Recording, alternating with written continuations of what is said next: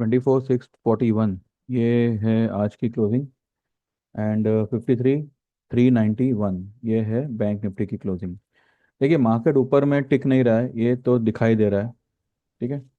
और निफ्टी ने जो आज हाई बनाई थी 691 की, और क्लोज कर रहा है 641 पे। चलो ठीक है, ये तो सिर्फ 50 पॉइंट नीचे क्लोज कर रहा है अपनी हाई से।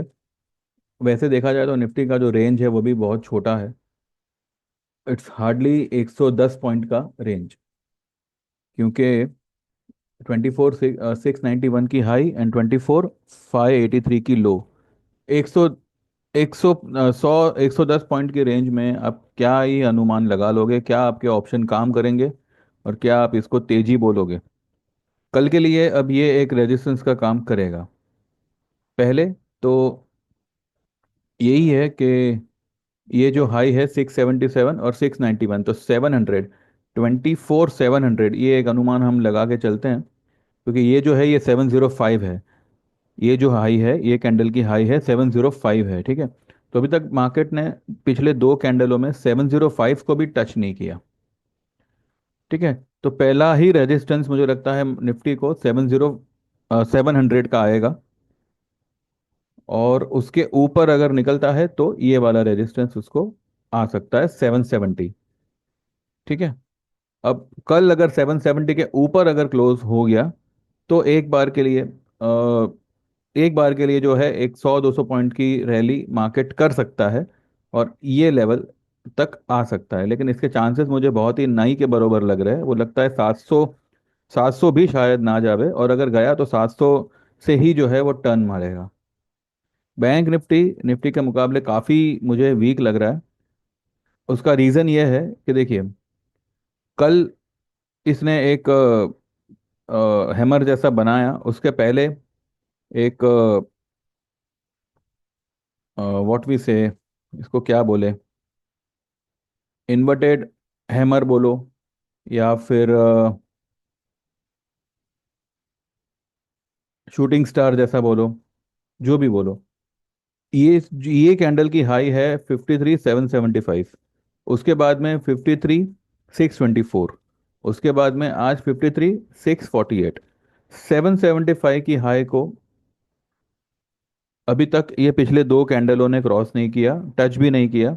और ये वाली कैंडल जो है, पिछले फ्राइडे वाली कैंडल, उसकी हाई है 868। और उससे पहले थर्सडे वाली कैंडल 5 दिसंबर की हाई है 53,888। तो ये जो है ये एक लोअर लो का फॉर्मेशन बन रहा है। आज निफ्टी ने भले कल की हाई के ऊपर, कल की हाई थी 624, आज की हाई है 648, लेकिन क्लोज कितना नीचे कर रहा है?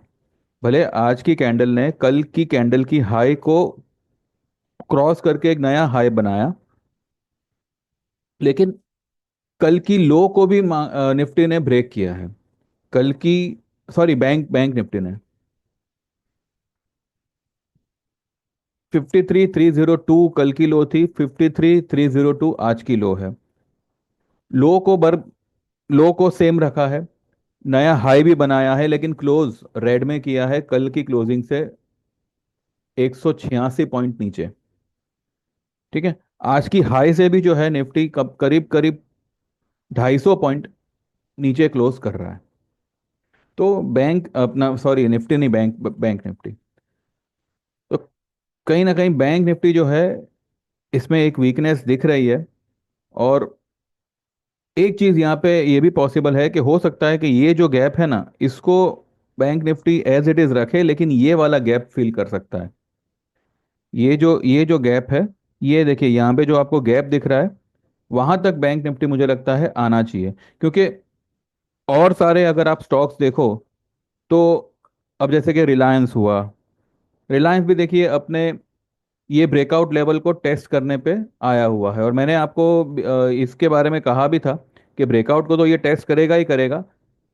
अगर इसने ये लाइन को टेस्ट करने का सोचा तो जो ये जो फॉलिंग वेज का जो पहली वाली लाइन है, उसको भी ये एक बार टच कर सकता है, टेस्ट कर सकता है मतलब।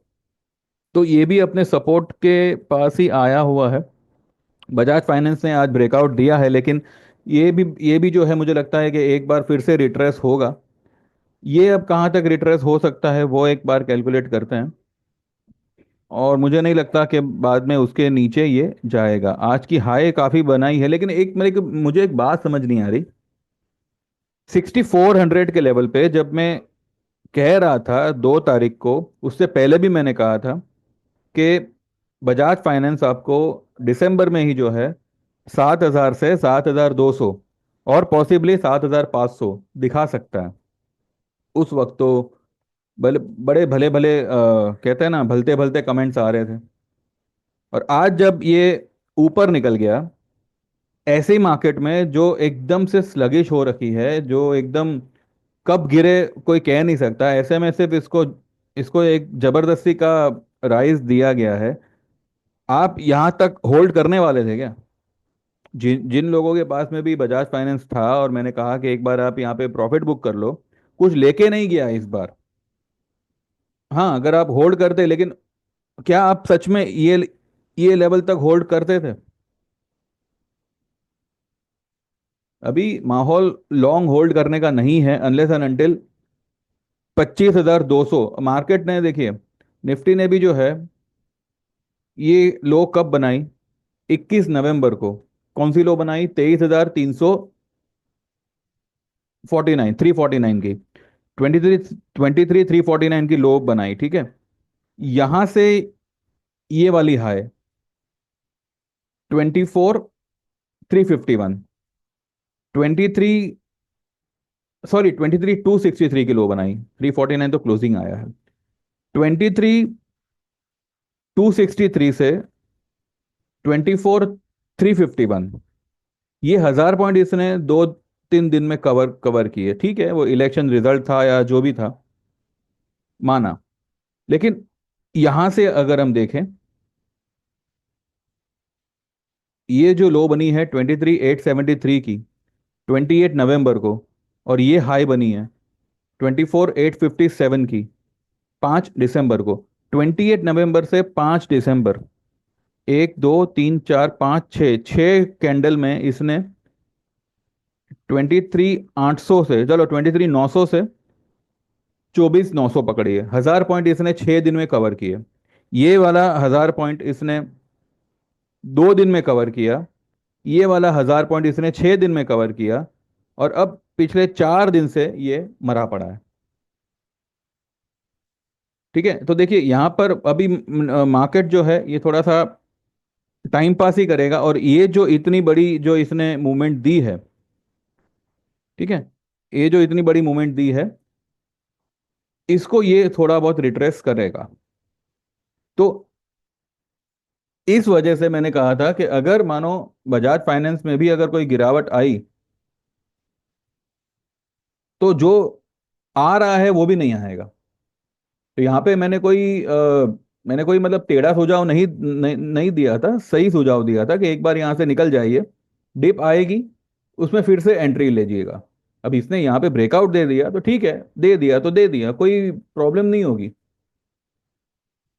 ये फिर से नीचे आएगा, फिर से आपको बाइंग का मौका मिलेगा, तब आप लोग सब लोग सेलिंग सेलिंग करोगे, है ना?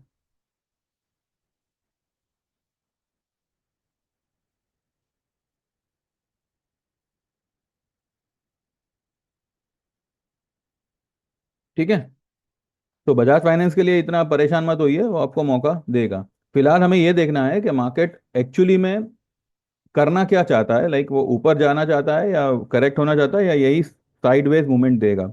मैंने इससे पहले जो वीडियो बनाया था उसमें मैंने आपसे कहा था कि मार्केट जो है, या तो ये आज ही ऊपर निकल जावे, देखिए यहाँ पे आपको दिखेगा, या तो ये आज ही ऊपर निकल जावे, क्योंकि देखिए ये जो डंडा है ना, ये जो, अगर हम इसको पोल मान के चले और ये इसको ये मान के चले कि ये यहाँ पे झंडा बना रहा है, ये फ्लैग जैसा बना रहा है, तो ये जो फ्लैग है ये ज्यादा लंबा नहीं हो सकता। इसको आजकल में ही जो है ब्रेकआउट दे देना चाहिए था, पर उसने नहीं दिया। और साइमल्टेनियसली बैंक निफ्टी ऊपर में टिक नहीं पा रहा है। तो यहाँ पे correction are on cards, any time market will slip. मैं ये नहीं कहता कि यहाँ पे एकदम बेरिश हो जाइए। It's this fall is going to be a buying opportunity, लेकिन ये फॉल आएगी, ये बात श्योर है। और ये फॉल पॉसिबली मुझे लगता है कि 50 टू 200 300 तक आनी चाहिए। यहाँ से एक 1000 1200 पॉइंट हम मान के चल सकते हैं। अब चाहे तो ये कल और परसों मिलके आवे, या चाहे तो कल ही आ जावे।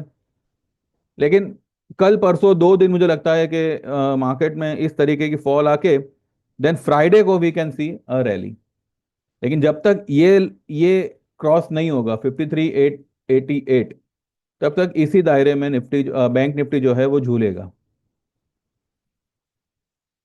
ठीक है। और अगर ये नीचे आने से पहले ही अगर ऊपर निकल जाता है, तो देखिए अभी फिलहाल इसका आरएसआई भी जो है थोड़ा सा झुका हुआ है, और स्टोकेस्टिक भी जो है वो, चलो ठीक है, उसमें तो जगह है ऊपर जाने के लिए, पर ये ऊपर में इतना टिक नहीं पाएगा फिर। ना निफ्टी टिक पाएगा और ना बैंक निफ्टी टिक पाएगा। तो इसलिए यहाँ पे जो है ये सिर्फ भाव के साथ में टाइम पास कर रहे हैं। अब देखते हैं। फिलहाल तो we are on a sell side, और लॉन्ग में हमारे पास में सिर्फ पीआई लिमिटेड, पीआई इंडस्ट्रीज और पीवीआर, ये दो ही चीज है। ठीक है। बजाज फाइनेंस तो मैंने भी मेरे ग्रुप में सभी को बोल दिया था कि भाई एक बार निकल जाइए। अब ये जो मूव आई है, ये एक, इसको हम एक्सीडेंटल मूव कहेंगे, एक अनएक्सपेक्टेड मूव। क्योंकि 200 ईए में एक ही बार में क्रॉस करना, और वो भी इतने समय के बाद, तो ये एक फेक ब्रेकआउट भी हो सकता है, ये एक ट्रैप भी हो सकता है। भले ब्रेकआउट कंफर्म हुआ है, लेकिन इसका मतलब ये नहीं है कि ये ब्रेकआउट सही होगा। सही होगा। This can be a fake breakout. क्योंकि अभी बाकी जो माहौल है वो इस तेजी को सपोर्ट नहीं कर रहा। ठीक है।